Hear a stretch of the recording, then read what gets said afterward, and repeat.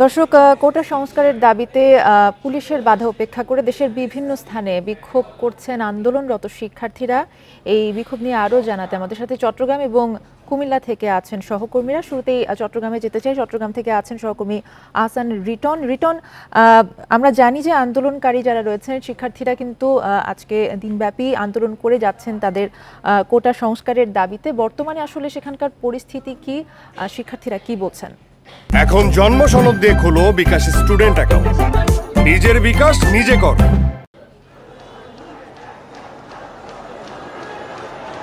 দেখুন, এই মুহূর্তে যারা কোটা বিরোধী আন্দোলন রয়েছে, তারা এই মুহূর্তে চট্টগ্রামের ২ নম্বর গেট এলাকায় অবস্থান করছে। আপনি জানেন যে দুপুর ৩টার দিকে যারা কোটা বিরোধী রয়েছে তারা আসলে চট্টগ্রামের যে পুরাতন রেল স্টেশন রয়েছে সেই রেল স্টেশনে তারা অবস্থান করছিলেন এবং সেখানে বেশ কিছুক্ষণ অবস্থান করার পর তারা আজকে তাদের লক্ষ্য ছিল তারা একটা টাইগার পাস মোড়ে তারা অবস্থান নেবেন।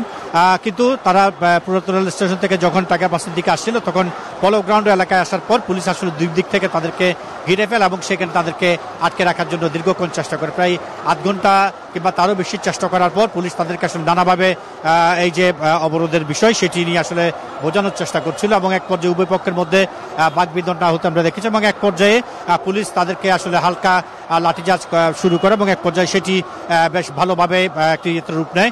পরবর্তীতে আমরা দেখেছি সেই পুলিশের যে ব্যারিকেড রয়েছে সেটি ভেঙে আন্দোলনরতরা টাইগার পাস দিকে চলে আসে এবং পুলিশ তাদের পিছনে ধাওয়া করে চট্টগ্রামের যে ২ নম্বর গেট অর্থাৎ এই মুহূর্তে যেখানে তাদের অবস্থান সেই স্থানটিতে আনার পর আমরা দেখেছি আবারও পুলিশের পক্ষ থেকে তাদের উপরে একটি লাঠিচার্জ করা এবং তারপর তারা চট্টগ্রামের যে বাইজিদ রয়েছে সেই বাইজিদ এলাকার দিকে চলে যায়। কিছুক্ষণ পর আবার তারা বিশাল মিছিল সহকারে আবার এই যে ২ নম্বর গেট এলাকায় দেখছেন সেখানে তারা অবস্থান নিয়েছে।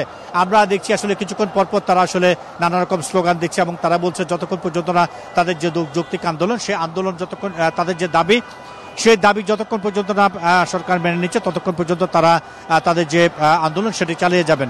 আমরা আন্দোলনকারীদের বেশ কয়েকজনের সাথে কথা বলেছি, তারা বলছেন যে আসলে তাদের একেবারে শান্তিপূর্ণ সমাবেশে পুলিশ লাঠিচার্জ করেছে এবং এতে বেশ কয়েকজন তাদের আহত আছেন বলে আমাদেরকে দাবি করেছে।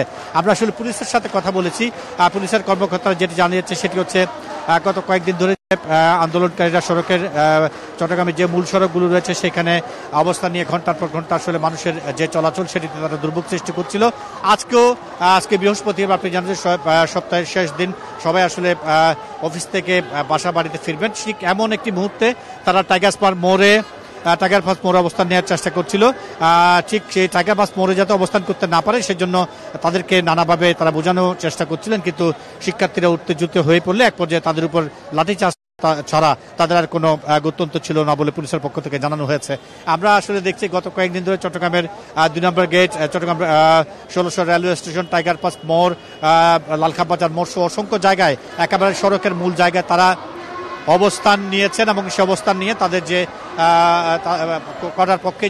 কোটার বিপক্ষে যে তাদের অবস্থান সেটি তারা জানান দিয়ে আসছিল। আজকেও সেরকম একটা পরিস্থিতি শুরু হয়েছে এবং আজকে আমরা দেখেছি গত ৩-৪ দিন ধরে যে আন্দোলনের যে ধারাবাহিকতা চলছিল সেখানে পুলিশের পক্ষ থেকে খুব বেশি বাধা দেওয়া হয়নি।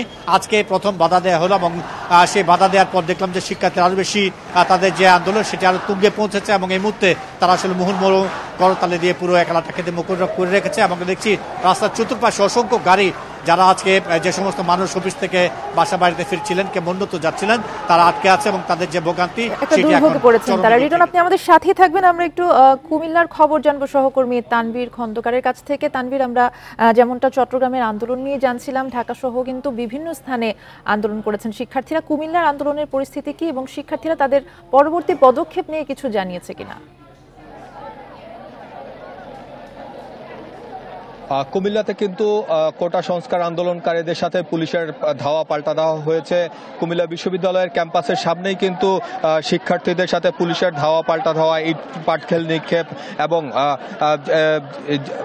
ফাঁকা গুলি এবং টিয়ারশেল নিক্ষেপের মতো ঘটনা ঘটেছে। সেই সব ঘটনার পর কিন্তু পুলিশি বাধা উপেক্ষা করেই কিন্তু শিক্ষার্থীরা এখন ঢাকা চট্টগ্রাম মহাসড়কে অবস্থান নিয়েছে। এখন বৃষ্টি হচ্ছে এখানে, তাই বৃষ্টি উপেক্ষা করেও কিন্তু শিক্ষার্থীরা এখানে মহাসড়কের উপর অবস্থান নিয়েছে। মহাসড়কের উপর টায়ার জ্বালিয়ে তারা বিক্ষোভ করছে এবং তারা যেটি বলছে যে আসলে তারা শান্তিপূর্ণভাবে মহাসড়কের দিকে আসার চেষ্টা করেছিল, সেখানে পুলিশ তাদেরকে বাধা দিলে সেখানে তাদের সাথে ধাওয়া পাল্টা হওয়ার। শিক্ষার্থীদের দাবি যে তাদের অন্তত 10 জন শিক্ষার্থী আহত হয়েছে, যারা কুমিল্লা মেডিকেল কলেজ হাসপাতালে চিকিৎসা নিয়েছে। আর অন্যদিকে পুলিশের পক্ষ থেকে আসলে শিক্ষার্থীদেরকে বারবার বলা হচ্ছিল যে যেহেতু ঢাকা চট্টগ্রাম মহাসড়ক একটি গুরুত্বপূর্ণ মহাসড়ক, এই মহাসড়কটিকে আসলে যেন জনভোগান্তি তৈরি না হয় সে কারণে সেটি পরিষ্কার রাখার জন্য পুলিশরা কিন্তু তাদের দায়িত্ব পালন করেছে এবং সেক্ষেত্রে তাদের যা করার সেটি তারা করেছে। তবে আমরা দেখেছি যে বিগত কয়েকদিন যখন আন্দোলন চলছিল তখন কিন্তু পুলিশ কোনো ধরনের বাধা দেয়নি। আজকেই কিন্তু প্রথম বাধার ঘটনা ঘটলো এবং যার প্রেক্ষিতে কিন্তু শিক্ষার্থীরা আসলে একত্রিত হয়ে পরবর্তীতে তারা লাঠিসোঁটা নিয়ে মহাসড়ক অবস্থান করেছে।